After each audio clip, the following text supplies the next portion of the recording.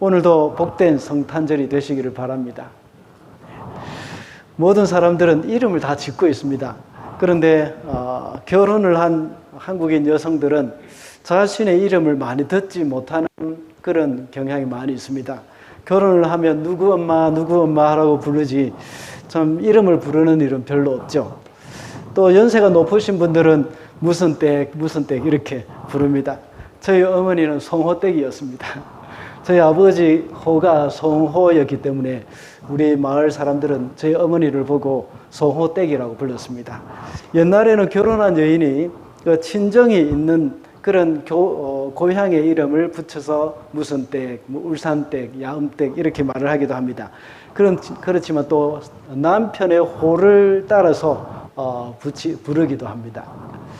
성경에 나오는 인물들 중에는 태어날 때에 부모의 신앙 고백을 따라서 많이 이름을 지었습니다. 얼마 전에 살펴봤던 요셉, 애굽의 총리를 지낸 요셉의 경우만 봐도 그것을 알 수가 있습니다. 요셉은 큰아들의 이름을 잊어버림이라는 뜻을 가진 므낫세라고 했습니다. 그러면서 요셉은 하나님이 내 모든 고난과 내 아버지의 온 집을 잊어버리게 하셨다라고 고백을 했습니다. 그리고 둘째 아들이 태어났을 때는 번성함이라는 뜻을 가진 에브라임이라는 이름으로 지었습니다. 하나님이 내가 수고한 땅에서 번성하게 하셨다고 했습니다. 이와 같이 요셉은 두 아들의 이름을 지으면서 자신의 신앙을 고백하는 것을 보게 됩니다. 그 외에도 성경에 보면 하나님이 직접 이름을 지은 사람이 몇몇 있습니다. 그 중에 가장 첫 번째가 누구겠습니까? 첫 번째 하면 무조건 아담입니다. 그리고 이스마엘도 있습니다.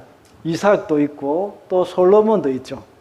우리가 오늘 읽은 본문에 보면 예수님의 이름도 역시 하나님이 천사를 통해서 직접 하나님이 지어주신 이름을 천사를 통해서 이제 부모에게 전달이 됐습니다. 누가복음에서는 예수님이 태어나신 그 배경을 마리아 중심으로 기록을 해 놓았습니다. 그래서 마리아가 하나님을 찬양하는 내용도 있고 그리고 엘리사벳을 찾아가는 장면도 나옵니다. 그러나 오늘 우리가 읽은 마태복음에 나타난 사건은 요셉을 중심으로 기록한 것입니다.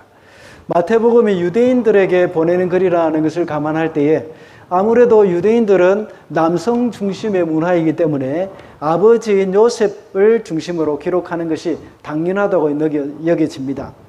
그러면서 마태는 이 마태복음을 통해서 예수님이 유대인의 왕으로 오신 그런 분임을 분명하게 이렇게 말씀하고 있는 겁니다. 그와 같이 오늘 본문에서는 메시아 탄생을 말하면서 메시아가 하게 될 일을 그 이름을 통해서 알려주고 있습니다.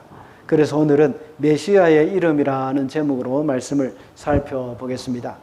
첫째로 메시아의 이름은 예수입니다. 우리가 너무나도 잘 알고 있는 이름이죠. 21절을 읽어보겠습니다. 마리아가 아들을 낳을 것이니 너는 그 이름을 예수라고 하여라. 그가 자기 백성을 그들의 죄에서 구원하실 것이다. 천사가 요셉의 꿈에 나타나서 마리아의 임신이 성령으로 된 것임을 알려줬습니다. 그리고 아들을 낳을 것인데 이름을 예수라고 하라고 알려줬습니다. 천사는 요셉뿐만 아니라 마리아에게도 동일하게 나타나서 이 성령으로 말미암아 아들을 낳을 것이라고 말을 하면서 그 이름을 예수라고 하라고 지시했습니다. 몇 년 전인지 정확하게 제가 기억이 나지 않습니다만 팔레스타인 지역에 그 지역에 예수의 무덤이 발견됐다는 뉴스가 나온 적이 있습니다. 그러면서 예수님의 부활은 허구라고 말하는 내용도 있었습니다. 그러나 그것은 오해입니다. 예수라는 이름은 그 당시에 아주 흔한 이름이었습니다. 그리고 예수님의 육신의 아버지인 요셉의 이름, 그리고 어머니인 마리아의 이름도 역시 아주 그 당시에 흔한 이름입니다. 요즘도 흔하지 않습니까? 요셉, 마리아.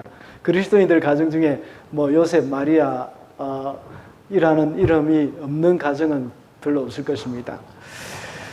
그런 이름을 적힌 무덤이라고 해서 예수님의 무덤이라고 주장하는 사람들은 정말 잘 모르는 사람이라고 취급을 받게 됩니다. 예수라는 이름의 뜻은 구원자 또는 구원이라는 이름입니다. 특히 그 당시에 로마의 지배하에 있었던 유대인들은 구원자를 기다리는 간절한 마음으로 예수라는 이름을 많이 지었을 것입니다.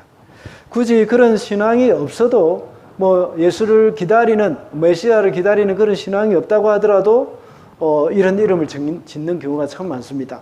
사도행전 13장 6절에 보면 사도 바울이 첫 번째 전도 여행을 떠났을 때에 바보라는 그 섬에 도착했습니다.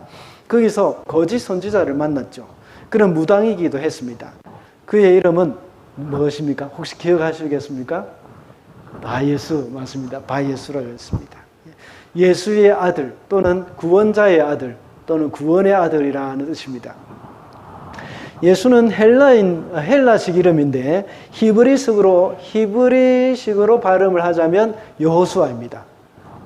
그것은 구약의 모세의 후계자인 여호수아의 이름이 본래 구원하다라는 뜻의 그 호세아였는데, 그런데 나중에 모세가 구원자라는 뜻을 가진 여호수아로 이름을 바꾸어 줬습니다.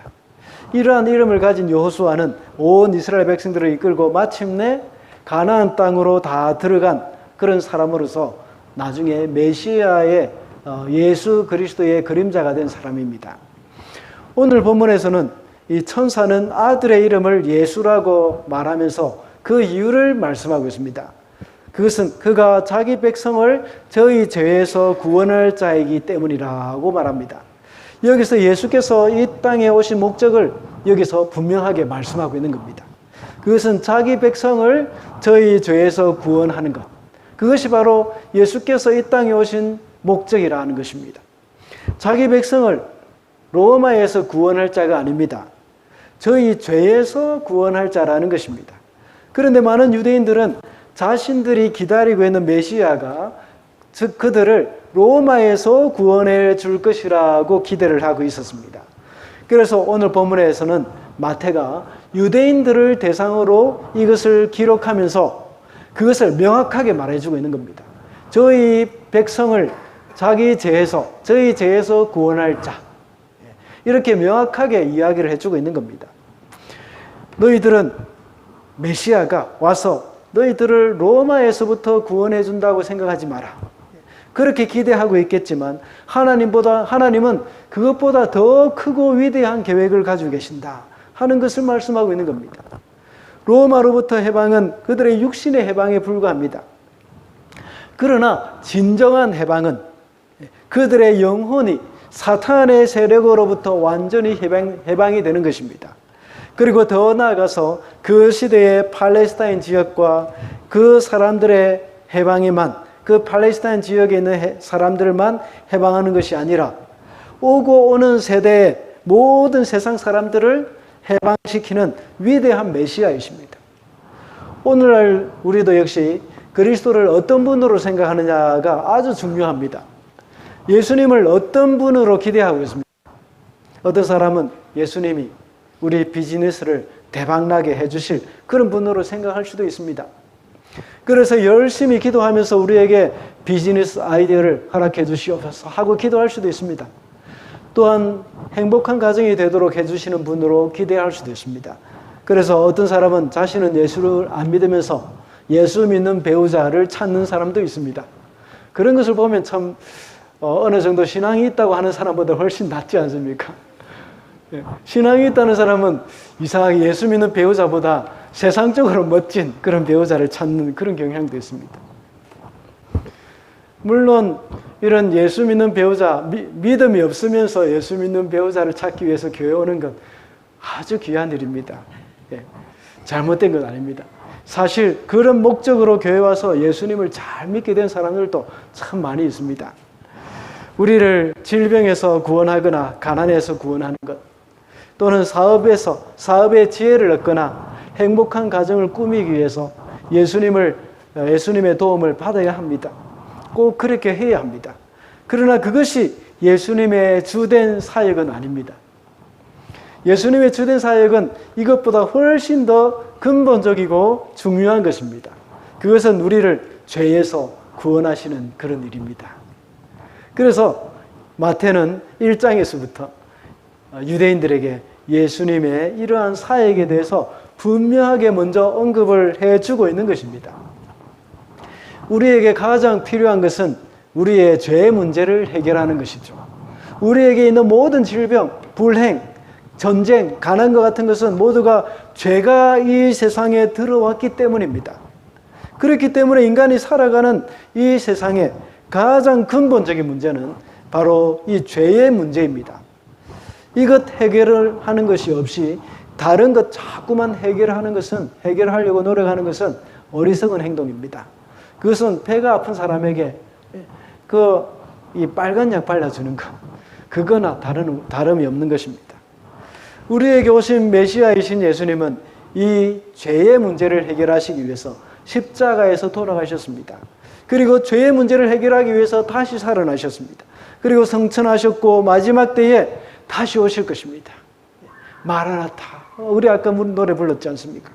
그래서 죄의 문제를 해결한 사람들을 데리고 이제 영원한 천국으로 우리를 인도하실 것입니다. 우리가 이 세상에 살아가는 것은 영원한 천국을 조금 연습하는 것입니다. 예수님으로 인하여 죄의 문제를 해결한 사람들은 이제부터 하나님과의 회복된 관계가 시작이 되는 것입니다. 그러므로 성탄절을 맞이하면서 아직도 죄의 문제를 해결하지 못하신 분들이 있습니까? 우리를 죄에서 구원하러 오신 예수 그리스도를 마음에 영접하고 주님으로 모시고 살아가는 여러분들이 되시기를 바랍니다. 둘째로 메시아의 이름은 임마누엘입니다. 23절입니다. 보아라, 동정녀가 잉태하여 아들을 낳을 것이니 그의 이름을 임마누엘이라고 할 것이다. 하신 말씀을 이루려고 하신 것이다. 임마누엘은 번역하면 하나님이 우리와 함께 계시다는 뜻이다. 이렇게 밤에 꿈에서 천사가 나타나서 요셉에게 말을 해주었지만 사실 이것은 쉽게 믿어지는 일은 아닙니다. 우리도 그렇지 않습니까? 꿈이나 환상은 그렇게 명확하지 않고 시간이 지나면 희미해져 버립니다. 더군다나 자기와 결혼하기로 한 마리아가 성령으로 잉태되었다는 것을 믿는다는 것은 정말 쉽지 않은 일입니다. 오늘 본문 20절에 보면 요셉은 이 일에 대하여서 꿈에 곰곰이 그냥 꿈을 꾸기 전에 낮에 생시에 곰곰이 생각했다는 것을 20절에 나타내 보여주고 있습니다. 얼마나 고민했으면 또 이렇게 곰곰이 생각했겠습니까? 또 얼마나 실망했겠습니까? 얼마나 신경을 썼으면 꿈에서 이렇게 나타났겠나 하는 생각이 들 수도 있습니다. 그러나 천사는 요셉의 그 꿈이 심리적인 영향으로 꾼 꿈이 아니라 하나님이 직접 나타나게 해주신 것이라는 것을 알 수가 있습니다. 그래서 천사는 처녀가 잉태할 것이라는 이사야 선지자의 예언을 언급하면서 그 이름이 임마누엘이라는 말을 해줬습니다. 천사가 이렇게 이사야의 예언을 언급한 이유가 무엇일까요? 무엇보다 가장 확실한 것은 바로 하나님의 말씀이기 때문입니다. 아무리 천사가 나타나서 말을 한다고 하더라도 그것보다 더 중요한 것은 하나님의 말씀이 그것을 증거해 주어야 하기 때문입니다. 물론 하나님은 여러 가지 다양한 방법으로 우리에게 하나님의 뜻을 전해 주십니다. 꿈으로도 환상으로도 말씀하십니다. 그리고 환경을 열어주시기도 하고 존경하는 신앙의 선배와 상담을 통해서도 하나님의 뜻을 나타내십니다. 그러나 무엇보다 가장 확실하고 흔들리지 않는 방법은 바로 하나님의 말씀을 통해서 보여주시는 그 하나님의 뜻입니다. 우리가 여러 가지 생각으로 번민에 가득 차 있을 때에 예배 시간에 선포되는 말씀이 여러분의 마음을 감동시키실 때가 있을 것입니다. 그때 그것을 붙들어야 합니다. 그 말씀을 굳게 붙들고 그것을 놓고 기도하고 묵상하고 순종해 나갈 때에 여러분의 삶은 말씀의 뿌리를 내려서 흔들리지 않는 신앙이 되는 것입니다. 환상이나 꿈으로도 보여주시긴 합니다. 그렇지만 그것을 너무 추구하는 것도 역시 건강하지 못합니다. 이미 하나님이 성경을 통해서 하신 말씀을 통해서 하나님의 뜻을 다 보여주십니다. 그것을 제쳐놓고 다른 것을 추구하다가는 하나님의 뜻에 벗어나게 되는 위험이 있을 수도 있습니다. 요셉은 꿈에서 천사의 말을 듣고 어찌 마리아가 남자 없이 혼자 임신을 할 수 있을까 하는 의구심을 갖고 있었을지도 모릅니다. 그래서 이사야 7장 14절의 말씀을 인용해서 확실히 도장을 찍어주시는 겁니다. 임마누엘이라는 말은 하나님이 우리와 함께 하신다는 의미가 있습니다. 과거에 유다왕 아하스 때에 아하스 왕과 북이스라엘이 군사를 이끌고 이 아람 왕과 북이스라엘이 군사를 이끌고 유다를 치러 왔습니다. 아하스 왕을 치러 온 것입니다. 그때 이미 아하스는 아수르에게 도움을 요청한 상태였습니다. 그럼에도 불구하고 두려워 떨고 있을 때였습니다. 그때 하나님은 이사야 선지자를 아하스에게 보내서 두려워하지 말라고 말하면서 하나님만 의지하라고 합니다. 그러면서 징조를 구하라고 말을 하죠. 너무나도 두려워하는 그에게 하나님이 도우신다는 것을 징조로 알려주고자 하는 그런 하나님의 마음이었던 것입니다. 끝내 아하스가 징조를 구하지 않자 하나님이 친히 징조를 주실 것인데 그것이 바로 처녀가 잉태하여서 아들을 낳을 것인데 임마누엘이라 하라 하고 말씀하는 겁니다. 적군의 침략으로 두려워하고 있는 그들에게 하나님이 함께 하신다는 그 말씀은 그들에게는 큰 위로가 되는 겁니다. 예수님 시대에 유다 백성들도 마찬가지입니다. 말라기 선지자 이후로 400년간 하나님께서 계속해서 침묵하셨고 그 와중에 로마가 유다를 지배하고 있는 상황이었습니다. 비록 이방인의 지배를 받고 있고 하나님의 메시지는 나타나고 있지는 않았습니다. 그렇지만 하나님이 이 백성을 떠난 것이 아니라 그때도 함께 하신다는 것을 말씀하고 있는 겁니다. 사람은 하나님이 우리를 잊으셨다고 생각하고 있지만 하나님은 여전히 그들을 생각하고 계셨고 그들을 위해서 일을 하고 계셨습니다. 400년의 침묵기라고 했지만 그 400년의 기간은 하나님이 메시아를 보내기 위해서 모든 것을 준비하고 계시는 기간이었기 때문입니다. 그래서 임마누엘이 되는 것입니다. 우리도 이 땅을 살아갈 때에 마치 하나님이 나를 떠나셨다고 생각이 될 때가 많습니다. 그리고 나를 잊으셨다고 생각이 될 때가 종종 있을 것입니다. 캄캄하고 어두운 곳에 홀로 앉아 울고 있다가 정말 나 혼자뿐이라 하는 생각이 들 때도 하나님은 거기서 여러분과 함께 계신다는 사실을 잊어서는 안 됩니다. 하나님은 우리의 환경과 여건에 따라서 변하는 분이 아니십니다. 우리가 기쁘든지 슬프든지 상관없이 함께 하십니다.